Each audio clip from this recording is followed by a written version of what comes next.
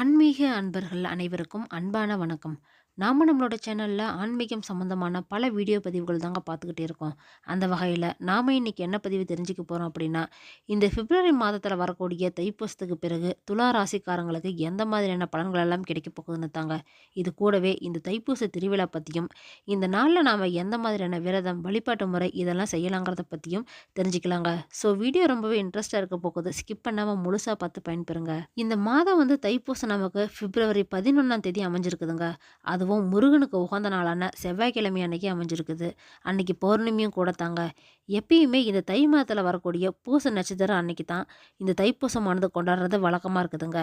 இது கூடவே பௌர்ணமியும் சேர்ந்து தாங்க அமைஞ்சு வரும். அப்படி பார்த்தீங்கன்னா இந்த பூச நேரமும் பௌர்ணமியும் சேர்ற நாள் தாங்க இந்த தைப்பூசமானது அப்படின்னு நம்ம சொல்றோம். இந்த நாள்ல நாம முருகனை வழிபட்டோம் அப்படின்னா இரட்டிப்பு பலன்கள் எல்லாமே கிடைக்குங்க. அந்த வகையில பார்த்தீங்கன்னா இந்த மாதம் நமக்கு பூச நட்சத்திரம் பிப்ரவரி 10ஆம் தேதி நைட்டு 7 மணி 13 நிமிஷத்துல இருந்து ஆரம்பிச்சு அடுத்த நாள் பிப்ரவரி 11ஆம் தேதி நைட்டு 7 மணி 31 நிமிஷம் வரைக்குமே இந்த தைப்பூச நட்சத்திரமானது நமக்கு அமைஞ்சிருக்குதுங்க. இந்த நாள்ல பார்த்தீங்கன்னா மக்கள் எல்லாருமே முருகனுக்காக விரதம் இருந்து அவங்களோட நிறைக்குறைகளை சொல்லி வழிபடுறது தாங்க வழக்கம். அந்த வகையில பார்த்தீங்கன்னா இந்த தைப்பூச நாள்ல நாம எந்த மாதிரியான வழிபாட்டு முறை விரதம்லாம் இருக்கலாம் அப்படின்னு தொடர்ந்து பார்க்கலாங்க. தை மாதத்துல வரக்கூடிய மிக முக்கியமான நாள்ல ஒன்று தாங்க இந்த தைப்பூசம். இதுல பலவிதமான பிரச்சனைகள், குறைகள் இது எல்லாமே தீர்க்கக்கூடிய அற்புதமான நாள் அப்படிங்கிறதுனால தான் மக்கள் அதிகமானவங்க இந்த தைப்பூச விரதத்தை கடைபிடிக்கிறாங்க. இது தமிழ்நாட்டில் மட்டும் இல்லைங்க, உலகத்தில் எங்கெல்லாம் தமிழ் மக்கள் இருக்கிறாங்களோ அங்கே எல்லா இடங்களிலுமே இந்த தைப்பூசம் கொண்டாடுறது வழக்கமாக தாங்க இருக்குது. சிவனோட நெற்றியில இருந்து உதித்த இந்த முருக பெருமானை 6 கார்த்திகை பெண்களால் வளர்க்கப்பட்டு அன்னை பார்வதி தேவி கட்டி அணைக்க அவர் ஒரே உருவமாய் ஆனாருங்க. ஆண்டி கோலத்துல பழனி மலை மேலே நின்றுட்டு இருந்த முருகனுக்கு அன்னை பார்வதி தேவி அசுரர்களை அழிக்கிறதுக்காக ஞானவேல் வழங்கியதும் இந்த தைப்பூச நாள்ல தான் அப்படின்னு புராணங்கள் சொல்லப்படுதுங்க. அதனால தான் பார்த்தீங்கன்னா மற்ற முருகனோட 6 படை வீடுகளை காட்டிலுமே இந்த பழனியில தைப்பூச விழா ரொம்பவே விமர்சையாக கோலாகலமாக கொண்டாடப்படுது. இந்த பழனியில 10 நாள் விழாவா தாங்க இந்த தைப்பூசமானது கொண்டாடப்படுது. பழனிமலை அடிவாரத்தில் இருக்கிற பெரியநாயகி அம்மன் கோவிலில் கொடியேற்றத்துடன் இந்த விழா நடத்தப்படுதுங்க. தொடர்ந்து இந்த 10 நாளுமே முருகனுக்கு பலவிதமான அபிஷேக அலங்காரங்கள் செய்யப்பட்டு திருவிதி விழா கூட்டிட்டு வராங்க. அதுவும் ஒவ்வொரு வகையான வாகனத்துலங்க. இது மட்டும் இல்லாம அன்னைக்கு தேரோட்டம், தெப்பத்தேர் இது எல்லாமே அங்க விசேஷமா நடக்குதுங்க. வாய்ப்பு இருக்கிறவங்க முடிஞ்சவங்க இந்த நாட்களில் பழனிக்கு போயிட்டு இந்த திருவிழாவை பார்த்துட்டு முருகனை தரிசனம் செஞ்சுட்டு வாங்க. உங்களுக்கு ரொம்பவே நல்ல பலன்கள் எல்லாம் கிடைக்கும். இவ்வளவு சிறப்புகள் வாய்ந்த இந்த தைப்பூச நாள் அன்னைக்கு நாம எந்த மாதிரியான விரதம் வீட்டில் இருக்கலாம் அப்படின்னு பார்த்தீங்கன்னா, அன்னைக்கு காலையிலே எழுந்திரிச்சு வீட்டில் விளக்கேற்றி வச்சு தெய்வ வழிபாட்டை நம்ம தொடங்கிடலாங்க. முருகனோட போட்டோ இல்லைன்னா விக்கிரகம் இருந்தாலும் எடுத்துக்கோங்க. அதை நல்லா சுத்தம் செஞ்சு சந்தன குங்குமம் வச்சு பூ வச்சு சுவாமி அலங்காரம் செஞ்சுக்கோங்க. அன்னைக்கு நெய்வேத்தியமாக ஏதாவது இனிப்பு செஞ்சு வைக்கலாங்க. சர்க்கரை பொங்கல், பாயாசம் இது மாதிரிலாம் கூட வச்சு வழிபாடு செய்யலாம். எதுவும் முடியல அப்படின்னா 2 வாழைப்பழமும் வெத்தலை பாக்கமே போதுங்க. அதை வச்சு நம்ம வழிபாட்டை செஞ்சிடலாம். இந்த தைப்பூசத்துக்காக பல பேர் 48 நாள் இல்லைன்னா 21 நாள் விரதம் இருந்து வழிபாடு செய்யறத வழக்கமாக வச்சிருக்காங்க. முடியாத பட்சத்தில் பார்த்தீங்கன்னா 6 நாள் விரதமாவது இருந்து இந்த தைப்பூசம் அன்னைக்கு முருகனை வழிபடுற மூலியமா எல்லா விதமான நன்மைகளும் உங்களுக்கு கிடைக்குங்க. அதிலும் குறிப்பாக பார்த்தீங்கன்னா அன்னைக்கு முருகனை நாம வழிபடுறதுக்கு கந்த சஷ்டி கவசம், கந்தர் அலங்காரம், கந்தர் அனுபூதி, கலிவெண்பா, திருமுருகாற்றுப்படை, திருப்புகழ் இப்படின்னு இன்னும் பல பாடல்கள் மூலமா நாம முருகனை வழிபாடு செய்யலாங்க. இது மட்டும் இல்லாம ஓம் சரவணபவ அப்படிங்கிற மந்திரம் ஒன்னே போதுங்க, நம்மளோட குறைகள் எல்லாமே தீர்ந்துடும். இது கூடவே நாம அன்னைக்கு வேல் வழிபாடு கூட செய்யலாங்க. ஏன்னா முருகன் அப்படின்னு சொன்னாலே வேல் தானே. முருகன் வேறு வேல் வேறு அப்படின்னு நாம பிரித்து சொல்லவே முடியாதுங்க.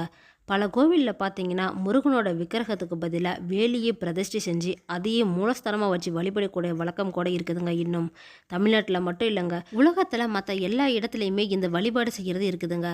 அப்போ முருகனோட கையில் இருக்கிற வேலுக்கு எவ்வளோ சிறப்பு இருக்குது அப்படின்னு நம்ம எல்லாருக்குமே தெரிஞ்சிருக்கோம். நம்மளோட வாழ்க்கையில் எல்லா வகையான வெற்றிகளையும் நமக்கு தரக்கூடிய ஒரு வழிபாடு தாங்க இந்த வேல் வழிபாடு. நாம் இதை வீட்டில் கூட பூஜை அறையில் வச்சு வழிபாடு செஞ்சுக்கலாங்க. தினமுமே வழிபாடு செய்யலாம். முடியாத பட்சத்தில் நீங்கள் பார்த்தீங்கன்னா செவ்வாய்க்கிழமை இல்லைன்னா ஞாயிற்றுக்கிழமையிலையாவது அபிஷேகம் செஞ்சு வழிபாடு செய்யுங்க. இது கூடவே வேலுக்கு உண்டான மந்திரத்தையும் பாராயணம் செய்யலாங்க.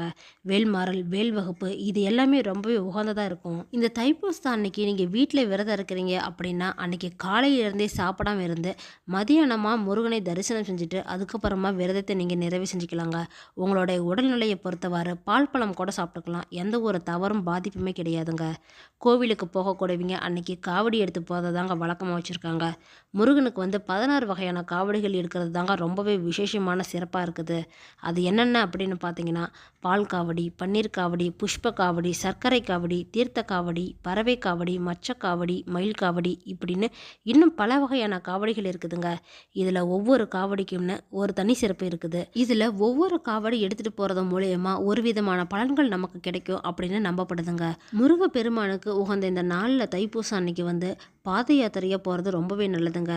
இந்த நாளில் வந்து நம்ம விரதம் இருந்து வழிபட்டோம் அப்படின்னா செல்வம், கல்வி, ஞானம் இது எல்லாத்துலேயுமே நம்ம சிறந்து விளங்க முடியும் அப்படிங்கிறது தாங்க ஐதீகம்.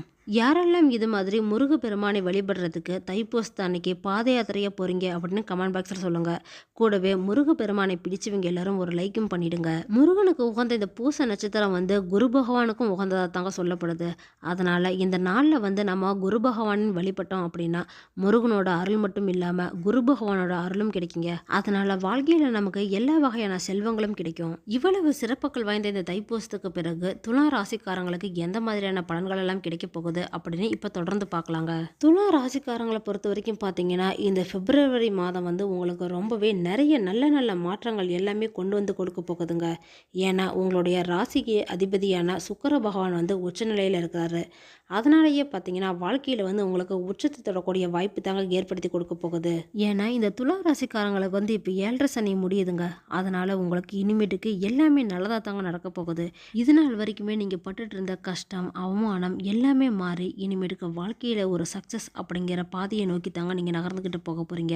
எதை தொட்டாலுமே உங்களுக்கு வெற்றி தாங்க கிடைக்க போகுது. அதனாலேயே பார்த்தீங்கன்னா இந்த டைம் வந்து நீங்கள் வேலை வாய்ப்பை எதிர்பார்த்துக்கிட்டு காத்துட்ருக்கிறீங்க அப்படின்னா நல்ல ஒரு கம்பெனிலேருந்து வேலை வாய்ப்பு கிடைக்குங்க.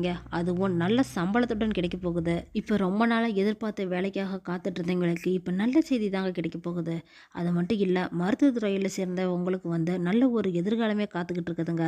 நல்ல ஒரு வேலை வாய்ப்பு உங்களுக்கு ஏற்படுத்தி தான் கொடுக்க போகுது. 6ஆம் இடம் எப்படி வேலை வாய்ப்பு தருதோ அதே சமயத்தில் பார்த்தீங்கன்னா நோய் நொடியும் தரப்போகுதுங்க. சிலருக்கு வந்து தோல் வியாதி, சர்க்கரை வியாதி, கண் தொடர்பான பிரச்சனை இதெல்லாம் கூட வரலாங்க.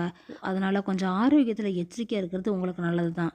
அது மட்டும் இல்லைங்க, இந்த துலா ராசிக்காரங்களுக்கு தோல் பிரச்சனைக்கு மிக முக்கியமான காரணம் அப்படின்னு பார்த்தீங்கன்னா இந்த 6ஆம் இடத்துல இருக்கக்கூடிய ராகு தாங்க. அதே சமயத்தில் பார்த்தீங்கன்னா இந்த ராகு கேது பயிற்சி வந்து மே 18ஆம் தேதி நடக்க போகுதுங்க. அதனால் ராகு பயிற்சியாகி கும்பராசிக்குள்ளே வரப்ப உங்களுக்கு ஸ்கின் அலர்ஜியால் ஏற்பட்ட பிரச்சனை எல்லாமே சரியாகிடுங்க. பெரும்பாலும் உங்களுக்கு வரக்கூடிய பிரச்சனை எதனால் அப்படின்னு பார்த்தீங்கன்னா இந்த உணவு பழக்கத்தால் தாங்க. பசிக்கிறப்ப மட்டும் நீங்கள் உணவு சாப்பிட்றது கரெக்டுங்க. தேவையில்லாத நேரத்தில் சாப்பிடாதீங்க. சாப்பாட்டு விஷயத்தில் கொஞ்சம் கவனமாக ஆரோக்கியமாக இருக்கிறது நல்லதுங்க. இது கூடவே இந்த துலா ராசிக்காரங்களுக்கு பார்த்தீங்கன்னா பல் சம்பந்தமான பிரச்சனை வரதுக்கான வாய்ப்பு கூட இருக்குதுங்க. அது மட்டும் இல்லாமல் ஹார்மோன் தொடர்பான பிரச்சனைகள் கூட வரலாம். அதனால் கொஞ்சம் கவனமாக இருந்துக்கோங்க. இன்னும் ஒரு சிலருக்கு நரம்பு சம்மந்தமான பிரச்சனைகள் இருக்குது அப்படின்னா அவங்க எல்லாருமே கரெக்டாக கொஞ்சம் மாத்திரை சாப்பிட்டுக்கோங்க. கூடுதல் கவனமாக இருக்கிறது நல்லதுங்க. இந்த துலா ராசிக்கார மாணவர்களுக்கு இந்த டைம் பார்த்தீங்கன்னா ரொம்பவே சூப்பராக அமைஞ்சிருக்குதுங்க. ஏன்னா பாக்கியாதிபதியான புதன் பகவான் வந்து 4ஆம் இடத்துல லாபாதிபதியான சூரியனுடன் அமர்ந்திருக்கிறாருங்க. அதனால் படிப்பால் உங்களுக்கு லாபம் எல்லாமே கிடைக்க போகுது. ஸ்காலர்ஷிப்லாம் கிடைக்கலாங்க. அதனால் பார்த்தீங்கன்னா படிப்பின் மூலமாக நல்ல ஒரு வெற்றி தாங்க வந்து சேரப்போகுது. முன்னேற்றத்துக்கான காலமாகவும் இது அமைஞ்சிருக்கும். 5ஆம் இடத்துக்கு பிப்ரவரி 4ஆம் தேதி வந்து பூர்வ புண்ணிய ஸ்தானத்துக்கு வந்து போகிறதுனால அங்கே வந்து புதன் சனியோட சேர்க்கை வந்து அமைய போகுதுங்க. இந்த புதனும் சனியும் சேர்றதுனால உயர்கல்வி படிக்கக்கூடிய மாணவர்களுக்கு ஒரு குழப்பமான நேரமாக கூட இருக்கலாம். அதனால் கொஞ்சம் படிப்பில் வந்து கவனம் செலுத்துறது நல்லதுங்க. தனஸ்தானாதிபதியாக இருக்கக்கூடிய செவ்வாய் வந்து வக்கரமாக இருக்கிறாருங்க. அதனால் பேச்சிலையும் கொஞ்சம் கவனமாக இருந்துக்கோங்க. யாருக்கும் எந்த ஒரு வாக்குறுதியும் கொடுக்காதீங்க. இந்த துலா ராசிக்காரங்களுக்கு வந்து 9ஆம் இடத்துல செவ்வாய் இருக்கிறதுனால திருமணம் வரன் பார்க்கறது வந்து இப்போ நிறுத்தி வச்சுக்கோங்க. ஏன்னா திருமணம் பார்க்கறது மூலிமா ஏதாவது பிரச்சனையெல்லாம் வரலாம். முக்கியமாக இந்த பெண்களுக்கு திருமணம் பார்க்கறத வந்து கொஞ்சம் நிறுத்திக்கோங்க. இல்லைன்னா கூடுதல் கவனமாக இருக்கிறது நல்லதுங்க. வீட்டில் குடியிருக்கிறவங்க அதுவும் கார்னர் வீடாக இருந்தது அப்படின்னா அதில் கொஞ்சம் கூடுதல் கவனமாக இருந்துக்கோங்க. 6க்குரிய குருவும் 8க்குரிய சுக்கிரனும் வந்து பரிவர்த்தனை அடையிறதுனால இந்த காலகட்டத்தில் வந்து உங்களோட உடல் நலத்தில் கண்டிப்பாக முக்கியத்துவம் கொடுத்து தாங்க நீங்கள் ஆகணும். வேலை மாறக்கூடிய வாய்ப்பு கூட இருக்குது. பொருளாதார ரீதியாக பார்த்தீங்கன்னா நல்ல ஒரு மாற்றம் ஏற்பட போகுதுங்க. பெரிய பாதிப்பு எதுவும் வராது. அதனால் பொருளாதாரம் வந்து கொஞ்சம் நல்லா தாங்க இருக்குதும். வீட்டுக்கு தேவையான பொருள் வாங்குறதுக்கான யோகம் கூட இருக்குதுங்க உங்களுக்கு. இந்த துலா ராசிக்காரங்களுக்கு பார்த்தீங்கன்னா வியாபார ரீதியாக நல்ல ஒரு லாபத்தையும் முன்னேற்றத்தையும் தாங்க கொடுக்க போகுது. இது மாதிரியான பலன்கள் தாங்க இந்த மாதம் தைப்பூசத்துக்கு பிறகு இந்த துலா ராசிக்காரங்களுக்கு அமைஞ்சிருக்குது. அதிர்ஷ்டங்கள் பெருகிறதுக்காக நீங்கள் என்ன செய்யணும் அப்படின்னு பார்த்தீங்கன்னா பரிகாரமாக காஞ்சி காமாட்சி அம்மனை வந்து வழிபாடு செய்யுங்க. ரொம்பவே நல்ல பலன்கள் எல்லாமே உங்களுக்கு கொடுக்குங்க. ஓகே ஃப்ரெண்ட்ஸ், இந்த வீடியோ பதிவு உங்களுக்கு பயனுள்ளதாக இருக்கும் அப்படின்னு நினைக்கிறேன். அடுத்தடுத்து நம்ம சேனலில் ஆன்மீகம் சம்மந்தமான பல வீடியோ பதிவுகள் தாங்க வரப்போகுது. ஸோ நம்ம சேனலை நீங்கள் இப்போ தான் ஃபஸ்ட் டைம் பார்க்குறீங்க அப்படின்னா சப்ஸ்கிரைப் பண்ணி வச்சுக்கோங்க. கூடவே பெல் ஐக்கனையும் கிளிக் பண்ணி வச்சுக்கோங்க. அப்போ தான் நாங்கள் போடுற வீடியோ பதிவு உங்களுக்கு உடனே கிடைக்கும். இந்த வீடியோ உங்களுக்கு பிடிச்சிருந்தா லைக் பண்ணுங்கள், ஷேர் பண்ணுங்கள், கமெண்ட் பண்ணுங்கள். அதோட உங்கள் ஃப்ரெண்ட்ஸ் அண்ட் ஃபேமிலிக்கும் ஷேர் பண்ணுங்கள். அவங்களும் இந்த வீடியோ பதிவை பார்த்து பயன்பெறட்டும். மற்றொரு ஆன்மீக தகவல் வீடியோவோடு உங்களை சந்திக்கிறேன். ஆன்மீக அன்பர்களான உங்களுக்கு நன்றியும் வணக்கமும்.